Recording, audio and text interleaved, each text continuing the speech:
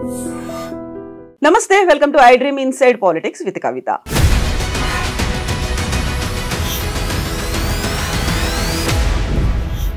BRS MLC Kavitha కొంత gap తర్వాత sudden గా మళ్ళీ తెర ముందుకు వచ్చారు. రావడమే చాలా ఉధృతంగా సివియర్ యాక్టివిటీతో చాలా బిజీగా మారిపోయారు. అయితే అంతే సడన్ గా కేటీఆర్ ఎందుకు వెకేషన్ కు వెళ్ళిపోయారు? అసలు ఏం జరుగుతోంది? చాలా క్యూరియాసిటీ నెలకొల్పుతున్నటువంటి అంశం ఇది. మనతో పాటుగా ఉన్నారు పొలిటికల్ అనలిస్ట్ వి ప్రకాష్ గారు. ప్రకాష్ గారు నమస్కారం. నమస్కారం. సో ఈ ఇద్దరు పర్సన్స్ బీఆర్ఎస్ లో చాలా కీలకమైనటువంటి పర్సన్స్, ఒకే ఫ్యామిలీ, ఏం జరుగుతుంది అసలు? అంటే క్యూరియాసిటీ ఉంటుంది మీడియాకి కానీ బయట ఉన్న వాళ్ళకి కానీ. ఎందుకంటే ఇద్దరు అప్కమింగ్, అంటే వాళ్ళు నెక్స్ట్ లెవెల్కి వెళ్ళాలనుకుంటున్న నాయకులు. సరే, కవిత గారి మీద ఒక ఆరోపణ వచ్చి ఆమె కొంతకాలం జైల్లో ఉండి వచ్చింది. కేటీఆర్ ఏమో కంటిన్యూస్గా మినిస్టర్గా ఉంటూ వచ్చాడు ఈ 10 ఏళ్ళు కూడా. సో ఇద్దరు సమఉజ్జీలుగా పోటీలో నిలవాలనుకుంటున్నారు. ముఖ్యమంత్రి పదవి మీద ఇద్దరికి ఆకాంక్ష ఉంటే ఉండొచ్చు. బయటికి వాళ్ళు ఎక్స్పోజ్ అయినా కాకపోయినా కేసీఆర్ తర్వాత ఆ బాధ్యతలు తీసుకోవాలనే ఆలోచన ఇద్దరికి ఉంటే ఉండొచ్చు.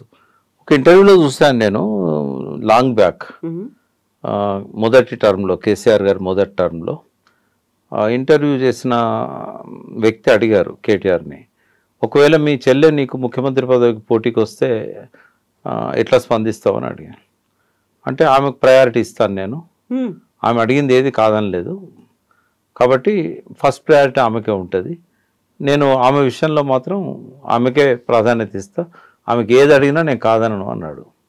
కాబట్టి డిస్ప్యూట్ ఆయన అన్నమాట మీద నిలబడితే మాత్రం నిజంగానే కవిత గారి ముఖ్యమంత్రి కావాలనే ఆకాంక్ష ఆమెకుంటే ఆయన అడ్డుదలుగుతాడని అయితే నేను అనుకోవట్లేదు. ఒకవేళ లోపల బాధ ఉంటే ఉండొచ్చు, ఎందుకంటే ఆయన ఈ 10 ఏళ్లలో ముఖ్యమంత్రి పదవి లేకపోయినా ముఖ్యమంత్రికి తక్కువ కాకుండా పరిపాలన చేశాడు. ఆయన తన డిపార్ట్మెంట్స్లనే కాకుండా ప్రతి డిపార్ట్మెంట్లో ఆయన జోక్యం చేసుకున్నాడు. ప్రతి మినిస్టర్ మీద తనకు ఒక ఆధిపత్యం ఉండేది. వాళ్ళు వచ్చి ఆయన్నే కలిసేవాళ్ళు, ఎందుకంటే ఎక్కువసార్లు ముఖ్యమంత్రిని కలిసే అవకాశం ఉండకపోయేది. కాబట్టి ఇనాగరేషన్స్ కూడా ముఖ్యమంత్రి గారు పోవాల్సిన వాటికి ఆయనే పోయేవాడు. ఇంటర్నేషనల్ మీటింగ్స్కు ఈవెంట్స్ కూడా ముఖ్యమంత్రి గారికి పిలిపిస్తే ఆయనే పోయేవాడు. కాబట్టి ముఖ్యమంత్రి కంటే తక్కువ ఏం చేయలేదు ఆయన. ఒక డిఫాక్టో చీఫ్ మినిస్టర్ అని చెప్పొచ్చు మనం. లాస్ట్ 10 ఇయర్స్ కంటే కూడా లాస్ట్ 5 ఇయర్స్ ఇంపార్టెంట్. అయితే కవిత గారు నిజంగానే ఆ పదవిని ఆశించి ఆమె ఆ స్థాయికి రైజ్ అయితే కనుక ఈ నెక్స్ట్ 4 ఇయర్స్లో, నెక్స్ట్ వచ్చే ఎలక్షన్స్లో ఇప్పుడున్న పరిస్థితి ప్రకారం బీఆర్ఎస్దే అగ్రగామి పాత్ర. బహుశా వాళ్ళు ఈ కాలపరిమితి దాటినాక టీఆర్ఎస్గా కూడా మార్చవచ్చు బీఆర్ఎస్ను. అక్కడ ఏంటంటే ఫ్రీజ్ చేస్తారు టైటిల్స్. ఒక పార్టీ తన పార్టీని వదులుకున్నప్పుడు వెంటనే వేరే వాళ్ళకి ఇవ్వకుండా ఫ్రీజ్ చేస్తారు.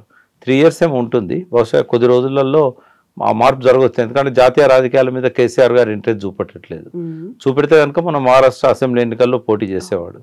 కాబట్టి మళ్ళీ టీఆర్ఎస్గా అది కన్వర్ట్ అయ్యే అవకాశం ఉంటుంది. అయితే ఆ 3 ఇయర్స్ 4 ఇయర్స్ ఏదైతే ఇప్పుడు జమిలీ ఎన్నికలు అయితే కనుక 3 ఇయర్స్కి ఎలక్షన్ వస్తుంది, లేదు యథావిధిగా రావాలంటే 4 ఇయర్స్ అవుతుంది.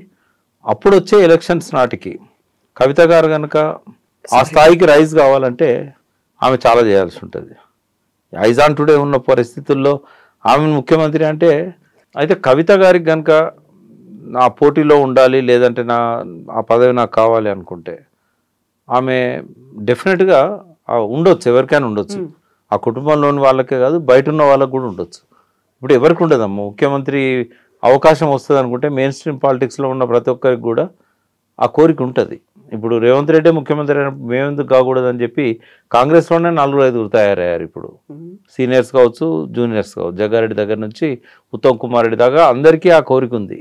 టీఆర్ఎస్లో ఉండడంలో ఆశ్చర్యం లేదు. కాకపోతే టీఆర్ఎస్ ఉన్నంతకాలం ఆ కుటుంబం తప్ప బయట వాళ్ళకు ముఖ్యమంత్రి అయ్యే అవకాశం ఉండదు. కాబట్టి బయట వాళ్ళకి ఆ స్వప్నాలు ఏమి ఉండవు. అందులో ఉన్న వాళ్ళకు ఉంటే హరీష్ రావు గారికి ఉంటుంది, కేటీఆర్కి ఉంటుంది, కవితకు ఉంటుంది, ఇంకా సంతోష్ కూడా ఉండొచ్చు.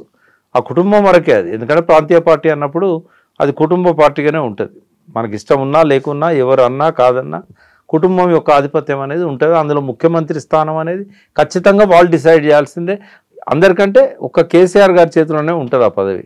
తను ఉంచుకోవాలన్నా ఎవరికన్నా ఇవ్వాలన్నా అయితే 2 సార్లు టీఆర్ఎస్ పార్టీ పదవి ప్రభుత్వంలోకి వచ్చిన తర్వాత సెకండ్ టర్మ్ చాలా సివియర్గా వినిపించింది. నెక్స్ట్ సీఎం కేటీఆర్ అనేది అది మంత్రివర్గం నుంచి స్టార్ట్ అయింది. ఎమ్మెల్యేలు, ఎంపీలు, మంత్రులు అందరూ పదే పదే అదే మాట చెప్తూ వచ్చినప్పటికీ చివరిలో మా ముఖ్యమంత్రి కేసీఆర్ఏ అనే మాట ఇప్పుడు కూడా మళ్ళీ పదే పదే చెప్తున్నప్పుడు వచ్చే ఎన్నికల్లో కేసీఆర్ఏ ముఖ్యమంత్రి కాబోతున్నారని కేటీఆర్ కూడా చెప్తున్నప్పుడు ఎందుకని మళ్ళీ సడన్ గా ఈ పేర్లు ఆమె నేనైతే ఇప్పుడు అనుకుంటున్నది ఏంటంటే ముఖ్యమంత్రి కావాలనే ఆకాంక్షతోనో ఆ లక్ష్యం కోసమో ఇప్పుడు ఆమె బయటికి రావడం కానీ కార్యక్రమాలు చేయడం కానీ లేదు. ఆమె ఏంటంటే జైలు పోయే ముందు బీసీల ఒక ఎజెండా తీసుకొని పనిచేస్తూ ఉండే. దాదాపు చాలా మీటింగ్స్ పెట్టింది. నేనే ఒక 3 మీటింగ్స్ అటెండ్ అయ్యాను. ఆమె ఏంటంటే జ్యోతిబా పూలే విగ్రహం ఉండాలి అనేది ఆ విగ్రహం పెట్టే లక్ష్యంతోనే ఆమె బీసీలు అందరినీ ఒకటి చేశారు. దాదాపుగా ఒక 50-60 కులాల వాళ్ళు ఆ మీటింగ్స్లలో పార్టిసిపేట్ చేశారు. అంటే టీఆర్ఎస్ పార్టీ వాళ్ళే కాదు, కుల సంఘాల నాయకులు. కవిత గారికి లోపల ఆకాంక్ష ఉంటే ఉండొచ్చు, కానీ ఆమె ఇప్పుడు తీసుకున్న ఎజెండా బీసీలది. ఆమె బయటికి రావడమే. ఇప్పుడు జైలు నుంచి వచ్చాక ఒక 3 నెలలు విశ్రాంతి తీసుకొని ఆరోగ్యం కూడా కొంత కుదుటపడ్డ తర్వాత మళ్ళీ ఆమె మెయిన్ స్ట్రీమ్లోకి రావడానికి ఎంచుకున్న అస్త్రం ఏదైతే ఉన్నదో బీసీల లోకల్ బాడీస్ ఇప్పుడు ఎలక్షన్ వస్తున్నాయి కాబట్టి ఆ రిజర్వేషన్స్ అనేది ఆమె తీసుకున్నది. అయితే నేను ఆమెను అప్రిషియేట్ చేస్తా. నేను మా బీసీ సోదరులందరికీ కూడా మీ ద్వారా నేను చెప్తున్నది కూడా ఏంటంటే బీసీల ఎజెండాను కవిత తీసుకోవడం అనేది దాన్ని తప్పు పట్టాల్సిన అవసరం లేదు. ఇక్కడ నేను చాలాసార్లు మీడియాలో దాదాపు 10 ఏళ్ళ నుంచి చెప్తున్నా, సూర్యుడిని చూపెడితే వేలును చూడొద్దు అని చెప్తున్నాను నేను. సూర్యుడు ఏంటంటే ఇష్యూ, ఒక ఇష్యూ మీద ఎవరు కలిసి వచ్చినా కలుపుకోపోవాలి. ఇంకా ఇక్కడ ఏంటంటే బీసీలలో ఉన్న అనైక్యత, ఇది స్వాతంత్రం వచ్చిన కాదు చూస్తూనే ఉన్నాం. ఏ కులంలో కూడా ఐక్యత లేదు.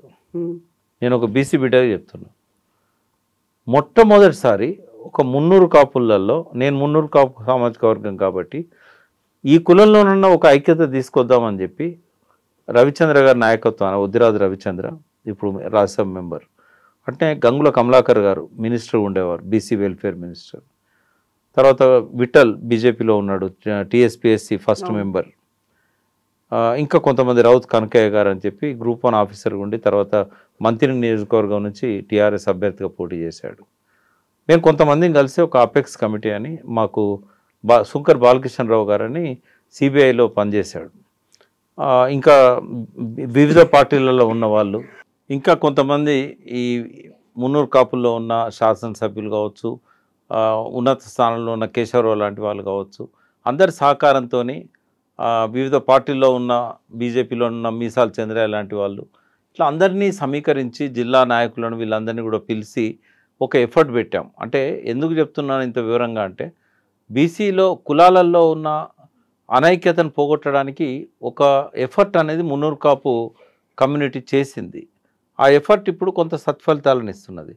సో మేము ఈ ఈ లోపాన్ని గమనించి అందరిని ఒకటి చేయాలనే తలంపుతోని ప్రధాన సంఘాలైన పుట్టం పురుషోత్తమరావు గారు కానీ, అట్లాగే దేవయ్య గారు, కొండ దేవయ్య గారు, అట్లనే కాచిగూడ సంఘం, వీళ్ళందరినీ ఒక కట్టడి మీద తేవడానికి ప్రయత్నం చేసినాం. చాలా వరకు సక్సెస్ అయినాం. ఇవాళ 300 కాపుల్లో ఒక ఐక్యత అనేది కనబడతా ఉన్నది. ఏంటంటే ఎవరి బాధ్యతలు వాళ్ళు నిర్వహిస్తున్నారు.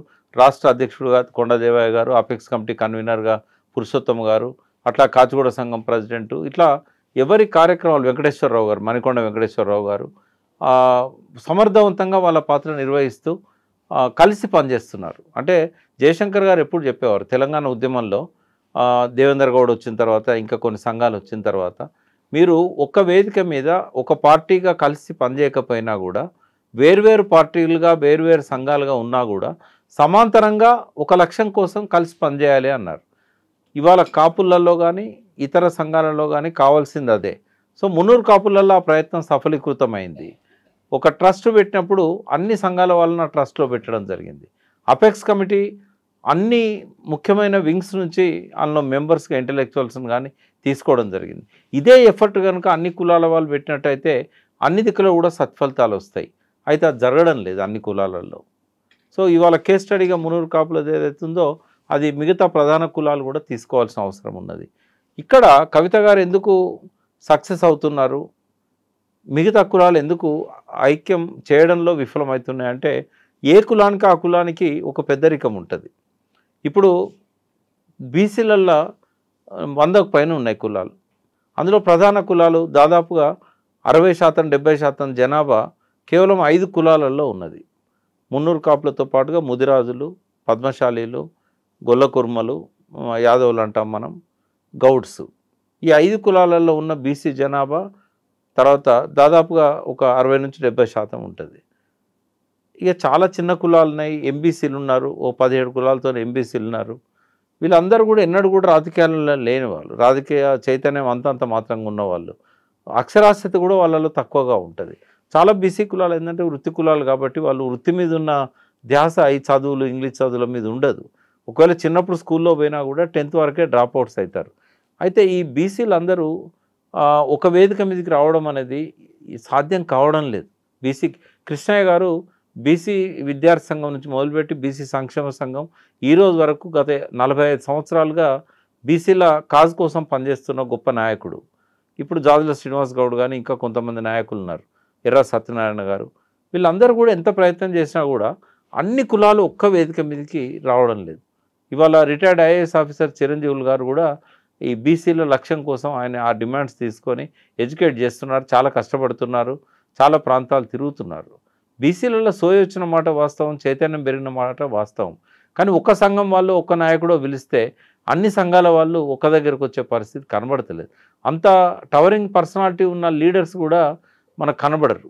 సరే మంత్రులుగా కొంతమందికి అవకాశాలు వచ్చినాయి, అగ్రశ్రేణి నాయకులుగా రాజ్యసభ సభ్యులుగా కొంతమందికి అవకాశాలు వచ్చినాయి. కానీ వాళ్ళు పిలిచినా కూడా అన్ని కుల సంఘాల నాయకులు రావడం లేదు. ప్రకాష్ గారు, ఇప్పుడు మీరు ఒక మాట అన్నారు, బీసీ కులాల్లో ఐక్యత లేకుండా పోయింది అని. వాళ్ళలోనే అంత ఐక్యత లేనప్పుడు ఒక కవిత, ఉన్నత కులానికి చెందినటువంటి కవిత ఇంతమందిని ఎలా ఏకం చేయగలదు? ఆ నమ్మకం బీసీల్లో కలుగుతుందాం? ఆమె పిలిస్తే 30 కులాలకు చెందినటువంటి ప్రతినిధులు హాజరయ్యారు అనుకున్నప్పుడు తనని ఎందుకు అంతలా నమ్ముతున్నారు? ఇవాళ కవిత గారు పిలిస్తే ఎందుకు వస్తున్నారు?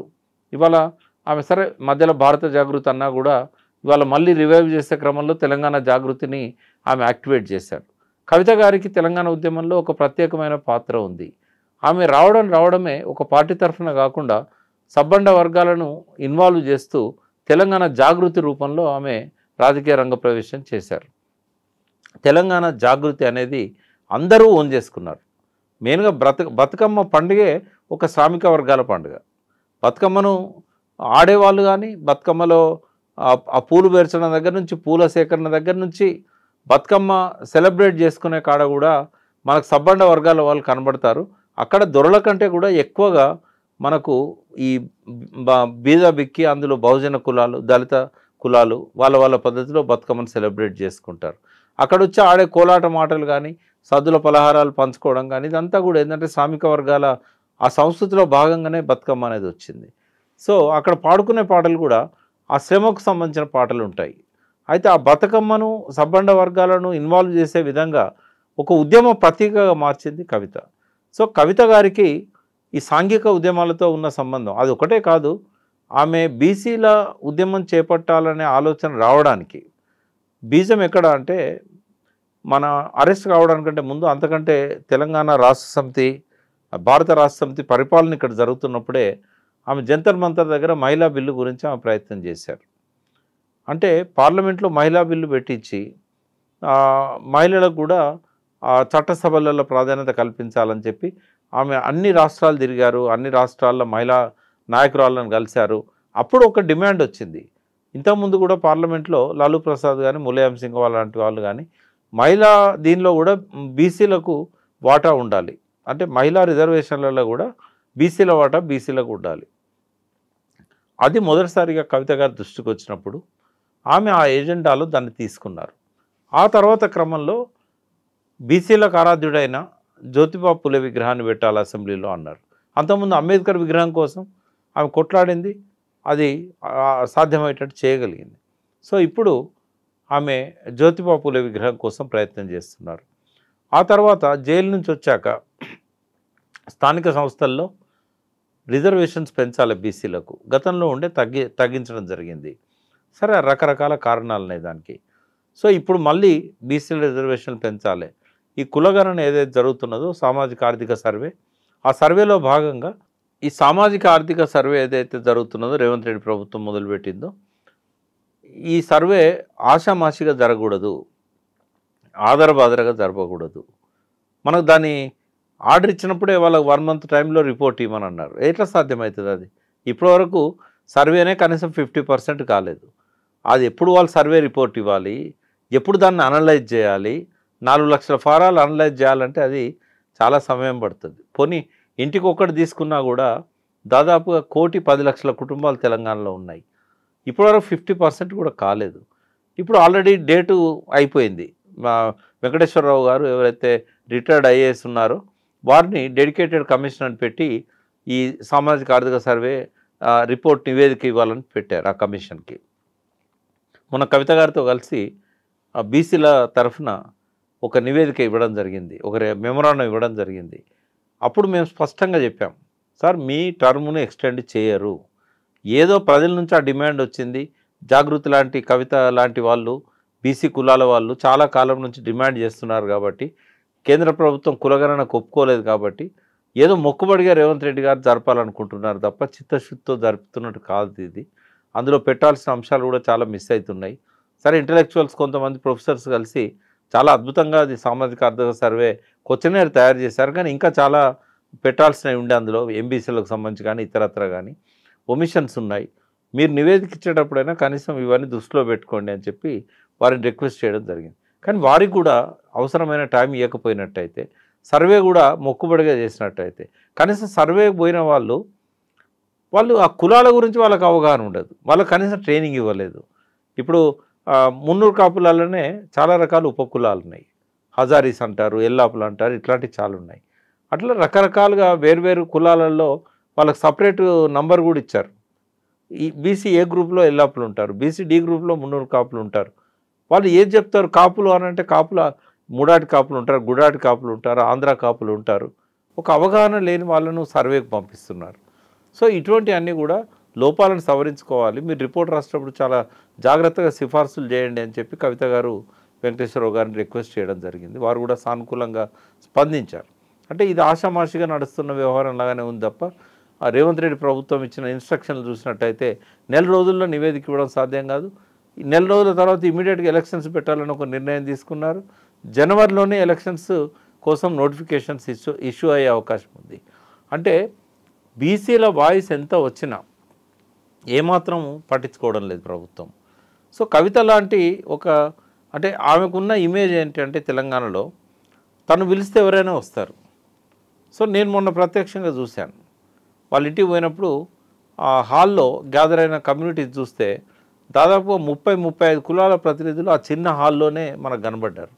అంటే రాజకీయాలకు అతీతంగా కుల సంఘాల నాయకులను ఇన్వాల్వ్ చేయడం అనేది ఆమె చేస్తున్న ఒక గొప్ప పని. అది బీసీ నాయకులతో సాధ్యం కానిది, ఇప్పటివరకు కాలేదు కూడా. కాబట్టి ఆమె చేస్తున్న ఉద్యమానికి అది కృష్ణయ్య గారు కానీ, శ్రీనివాస్ గౌడ్ గారు కానీ, మేం కానీ, ప్రతి కులం కూడా ఆమె ఇచ్చిన ఆ ఇనిషియేషన్ని ముందుకు తీసుకెళ్లాల్సిన బాధ్యత మా అందరి మీద ఉంటుంది. అంటే ఆమె బీసీలను ఆర్గనైజ్ చేసినంత మాత్రాన ఆమె బీసీ లీడర్ కాకపోయినా కూడా ఒక ఇష్యూ బేస్డ్ స్ట్రగుల్ చేస్తున్నప్పుడు ఎవరినైనా మనం కలుపుకపోవాలి. ఎవరి నాయకత్వం వహించినా మన ఫోకస్ ఇష్యూ మీద ఉండాలి, ఆ వ్యక్తి మీద కాదు. నాయకులు ఏం చేస్తారంటే ప్రజలను సంఘటితం చేయడానికి, ముందుకు నడిపించడానికి ఒక ప్రయత్నం చేస్తారు. ఇవాళ బీసీ ఉద్యమాన్ని ఆమె భుజాల మీద వేసుకున్నా కూడా ఆమె బీసీ నాయకురాలు అనరు, ఆ క్రెడిట్ బీసీ ఉద్యమానికి వస్తుంది. కాబట్టి ఎవరు కూడా ఆ కారణంతో కవితను పక్క పెట్టడం కానీ, ఆమె మీద విమర్శలు చేయడం కానీ తగదు. మనం ఉపయోగించుకోవాలి ఆమె నాయకత్వ లక్షణాలను, దానివల్ల కలిసి వస్తున్న ఈ సంఘాలను, ఈ ఉద్యమాన్ని ఇష్యూ బేస్డ్ స్ట్రగుల్గా చూడాలి తప్ప ఇదేదో ఆమె బీసీ నాయకత్వాన్ని హైజాక్ చేయడానికి ఏదో ప్రయత్నం చేస్తున్నదనో, లేకుంటే మనం చాతగాని వాళ్ళమా, మనం చేసుకోలేమా అంటే వాస్తవ పరిస్థితిని గమనించి ఆమెకు మద్దతు ఇవ్వాలని నేను కోరుతున్నాను. నన్ను విమర్శిస్తే విమర్శించవచ్చు.